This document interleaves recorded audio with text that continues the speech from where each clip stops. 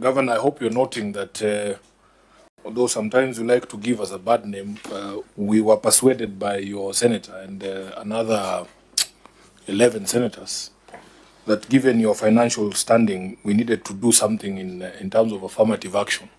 And that devil that you like to describe out there, the senator for Nairobi, accepted, much to the disappointment of my own people here, because they think that I should grab everything for them. But one of the conversations we've been having with your colleagues about this extra amount, Governor, is to try and resolve some of these long-standing issues. And some of us, we were arguing with Mwenda Gataya during that debate that if we give this amount extra, what guarantees do we have that, one, it will not go into recurrent expenditure, that it will be used solely for development, that it will be used to deal with the questions of long outstanding pending bills? Because, Governor, we have passed a motion as a Senate, I think it was sponsored by the senator from Narok, Ledamo Lekina, that gave counties and county governments like yourself a period within which to settle these long outstanding pending bills, especially the small ones that we had put under 1 billion Kenya shillings. So we have seen some of your colleagues who are good enough to appear during your hiatus, and they were arguing with us here, Governor, that the Senate cannot ring-fence funds because we grow so frustrated. These people who counties owe money come to our office, people have been auctioned, people have committed suicide, and they say, Sifuna, you guys need to do something. The feeling in the Senate is that when we give this extra money, we feel like we need to tie your hands as governor so that it goes to these things. It goes to development and repayment of pending bills so that these Kenyans can stop coming to offices with all these cases. There was a curious one about UHC workers. You remember, Chair? The Council of Governor, the chair of your health committee, and I want to confirm here that we in the Senate had no role in selecting him as a chair of that committee. That they are your committees, you decide who sits on those committees. So he comes and he tells us that if we put that money for UHC workers under additional allocation, that somehow you guys or the Council of Governors cannot absorb the UHC workers under permanent and pensionable. It didn't make any sense to us because those UHC workers are always here. In fact, the day the chair of the council was here, they came blowing trumpets outside the Senate once again, saying you have refused to absorb them on permanent pension. But our feeling is, because of the frustration, we feel that we don't want to micromanage counties, but surely, Governor, something has to change. Something has to change. If we didn't say this 8 billion shillings is for UHC, you guys would find other work for it. And that is the fear that we have. So even this one, because you are one of the beneficiary counties and our bishop today is not here. You know, there was a story in the Bible of, I think there were, was it 10 lepers that were healed by Jesus? Or were they 9? You are the SDA chair. Or how many? And the chair, there's only one who came back. Even in the case of these 12 counties, there's only one governor, the governor of Nyandarua, who has come here to the Senate to say, we appreciate what you did for the small counties. The rest of you, Your Excellency, and maybe you will take this opportunity this afternoon to say something nice for once, but the rest of you are very quiet. But we would hope, because you see, we are not looking for praise, we would hope that the extra amount that has gone to these counties addresses those specific long-standing issues. For instance, you've been pointed to outstanding bills from 2014, really honestly, Governor. Unless you are saying these amounts are not payable and they should no longer be on your books, there is absolutely no reason why somebody can be waiting for payment of 14,000 shillings from September of 2015. So you can address us on those, and we would also like to hear your perspective. If we give you these additional resources, why is it not possible to resolve some of these long-standing issues? Governor? Thank you very much. And Chair, allow me first to just to clarify to Senator Cheregai that the county is called Tharaka Nithi County, not Tharaka. Tharaka is a constituency in Tharaka Nithi County. So if you keep on talking about Tharaka County, it does not exist. It is Tharaka Nithi County. Secondly, Chair, the two issues that have been brought forth, I would wish to start with gratitude.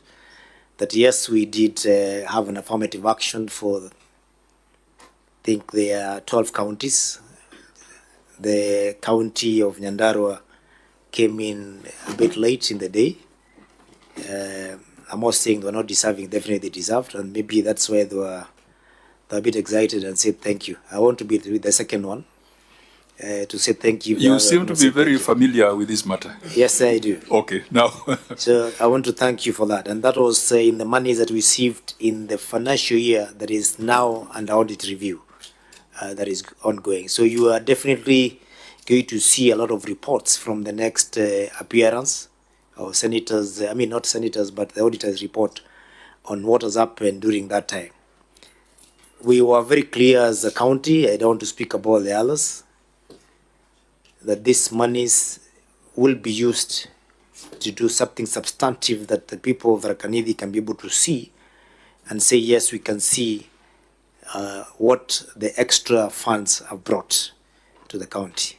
It is for that reason that we are doing 6 new bridges in Senator Gataya's constituency. You can affirm that. He must have heard, even if he has not seen, he must have heard from the wananchi what is being done on the same. But more important, which I will tie to the issue of the conditional grants chair, is that Tharaka Nithi County has been without a county headquarters for a very long time. It was among the 5 counties that the Senate passed that they should be given special allocation, which was supposed to be a conditional grant that was supposed to assist these 5 counties to set up new headquarters. And chair, for almost 8 years, that money never used to come to the counties. It used to go to the Public Works Department, and they had issues in dealing with the contract on how to be able to finish the project. Chair, even when the directive was given by the Senate, because we appeal to you as Senate, this money should not go to Public Works again. It should be appropriated as a county government's additional allocation in the SIGA.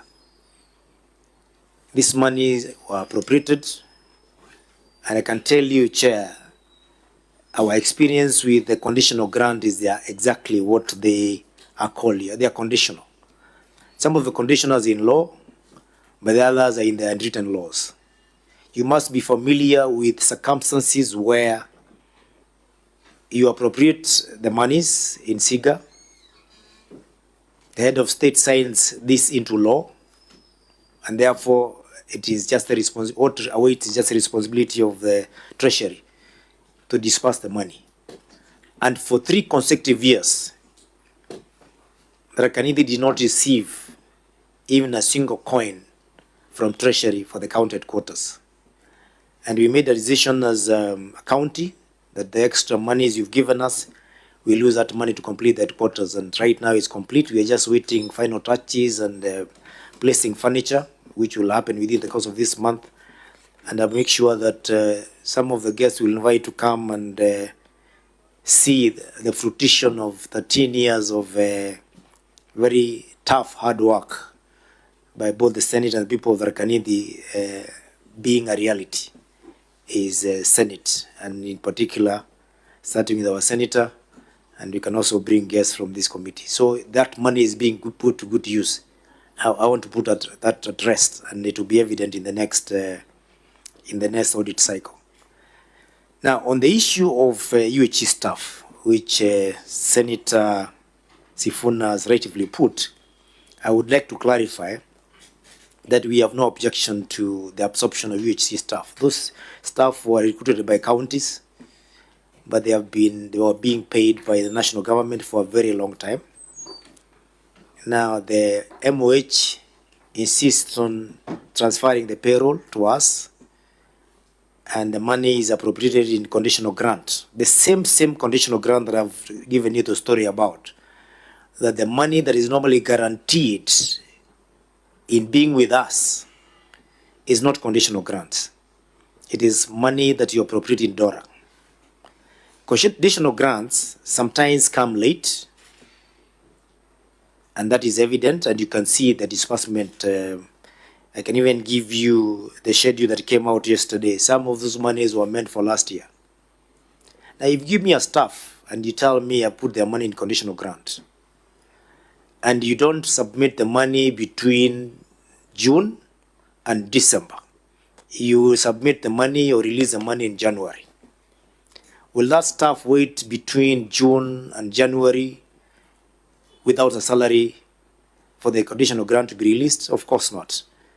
That is why we have said it is better for that money to be appropriated in DORA, because that is a sure way that it is included in every disbursement that is released every month. And the last question is, or rather the last concern is, that conditional grant has to be appropriated, it has to be brought into, the item has to be placed in the conditional grant schedule every year. And it has to be brought back to you, Chair, in Senate for you to debate and agree this is the conditional grant we're giving to the counties. Sometimes even you get late in passing these bills. Will the employees wait? Of course not. That is why we have said, let it be put in DORA. The only issue at hand is this has to be applied to the formula that is already passed. And when it's that money in lump sum, 8 point something billions, so is applied to the formula, some counties will lose, the small counties, including Tharaka Nithi. But look at the bigger picture. It may be an easier alternative than having zero and giving us employees without any monies to pay. Some governors have argued that the small counties will be losing, will be cushioned by the affirmative action, which of course is tantamount to giving in with one hand and taking with the right one. That you give us an affirmative action because we need the money, then you give us UHG staff and say you use that money to pay the UHG staff. While the bigger counties continue getting a bigger allocation because the formula will take away the small that was meant for the small counties and give it to the big counties because of the formula. That is where the concern is. So as Senator Sifuna can understand that my chair of health did not have any ill motives. We mean good for the UHC. We just want what is sustainable and for perpetuity, rather than just solve a problem for 1 year and the next year we are back to negotiating again. It cannot be a piecemeal. It has to be a problem sorted out permanently, Chair. Then lastly, on the issue of what Senator Cherege, and I must commend him today, is